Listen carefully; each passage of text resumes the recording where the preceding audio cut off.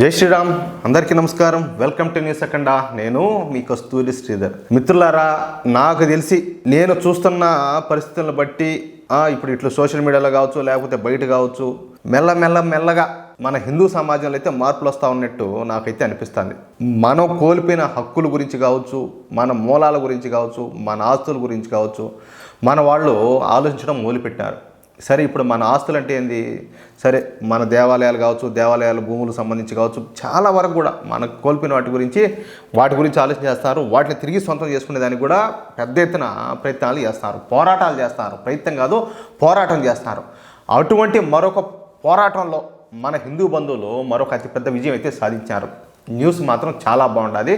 ఎవరు కూడా ఈ న్యూస్ను స్కిప్ చేయకుండా దయచేసి జాగ్రత్తగా చూడాలని చెప్పేసి మిమ్మల్ని అందరినీ సవినయంగా వేడుకుంటున్నా.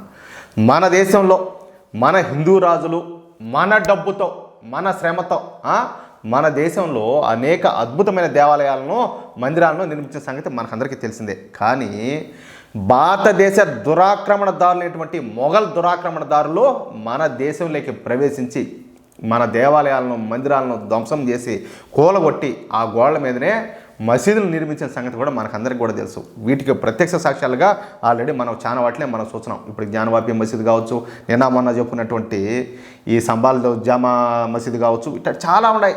సరే, ఈ విధంగా ఒకటేంది, చాలా దేవాలయాలను, మందిరాలను కూల్చేసి వాటి గోడల మీదనే మసీదులను అయితే నిర్మించారు.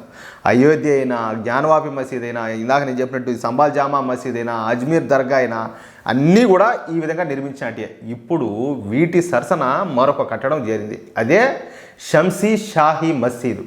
ఇక ఈ షంసీ షాహీ మసీద్ గురించి తెలుసుకుందాం. ఇది ఎక్కడ ఉండాలి, ఏంది, అసలు దీని చరిత్ర ఏంది అనేది కూడా ఇప్పుడు మీకు ఈ న్యూస్ ద్వారా చెప్పే ప్రయత్నం చేస్తా. ఈ షంసీ షాహీ మసీదు ఉత్తరప్రదేశ్లోనే ఉండదు. ఇది కూడా ఉత్తరప్రదేశ్లోని దుబై జిల్లాలోని బుదౌన్ పట్టణంలో ఉండదు. ఇది నిజానికి ఈ షాహీ మసీదు ఒక మసీదు కాదు, ఇది ఒక దేవాలయం. ఈ మసీదు నిజానికి నీలకంఠ మహాదేవ దేవాలయం. దీన్ని కూడా అప్పటి మొఘల్ చక్రవర్తులు ధ్వంసం చేసి దీని పునాదుల మీదనే మసీదుని అయితే నిర్మించారు. దీంతో ఈ మసీదులో ఉన్న నీలకంఠ మహాదేవ్ దేవాలయంలో హిందువులు పూజలు చేసుకోవడానికి పర్మిషన్లు కావాలని చెప్పేసి కోరతా వివేక్ అనే అడ్వకేటు ఈ బుదౌన్ జిల్లా కోర్టులో అయితే కేసు ఫైల్ చేశాడు. నిజానికి ఆ అడ్వకేట్ ఈ కేసును 2022లోనే ఫైల్ చేసినాడు. కానీ ఇప్పటికీ ఈ బుదౌన్ కోర్టు ఆ కేసును స్వీకరించడానికి అయితే అంగీకరించింది. నిన్న ఈ బదౌని కోర్టు ఏంటంటే ఈ కేసును స్వీకరించడానికి అంగీకరిస్తా ఆదేశాలు అయితే జారీ చేశారు. అడ్వకేట్ వివేక్ వేసినటువంటి ఈ కేసును ఈ నెలాఖరు నుంచి వాదనలు వినడానికి అని చెప్పి అంగీకరించింది. అంటే అడుగు అయితే ముందుకు పడింది. అంటే ఈ మసీదులో నీలకంఠ మహాదేవ దేవాలయం ఉందన్నమాట.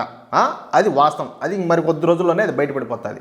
ఆ ఆలయంలో హిందువులు పూజలు నిర్వహించుకోవడానికి అనుమతి కోరతా వేసినటువంటి పిటిషన్ను ఇప్పుడు బుధంలోని కోర్టు యాక్సెప్ట్ చేసిందనమాట. అర్థమవుతుంది మీకు. మొన్నటికి మొన్న సంబాల్ జామా మసీదు పైన ఇలాంటి కేసు వేసిన సంగతి అయితే మీకు అందరికీ కూడా తెలుసు. అదేవిధంగా నిన్నటికి నిన్న అజ్మీర్ దర్గా పైన ఇలాంటి కేసు వేసిన సంగతి కూడా మనం చెప్పుకున్నాం. ఇప్పుడు కొత్తగా ఈ బుధంలోని ఈ షంసీ షాహీ మసీదుపై కూడా కోర్టులో కేసు వేయడం, ఆ కేసును కోర్టు వాళ్ళు స్వీకరించడం, అంటే చిన్నగా ఒక్కొక్కటే మనం కోల్పోయినటువంటి మన దేవాలయాలు తిరిగి మన చేతులకైతే అయితే వస్తున్నాయి. ఇది గుడ్ న్యూసా కాదా? అంటే మనం కోల్పోయిన హక్కులు కావచ్చు, మన మూలాలు కావచ్చు, మన దేవాలయాలు కావచ్చు, ప్రతి ఒక్కటి కూడా మనం సొంతం చేసుకోవడానికి మన హిందూ బంధువులు అయితే పోరాటం చేస్తూ ఉన్నారు. ఖచ్చితంగా ఇది ప్రతి ఒక్కరు కూడా అంగీకరించాల్సిన మాటే. ఇంకొకటి ఏం చెప్పనా, గర్వించాల్సిన మాట, మనం హిందువులు అని. అర్థమైంది మీకు? అది మ్యాటర్. ఎట్లా న్యూసా సూపర్గా ఉండాలి.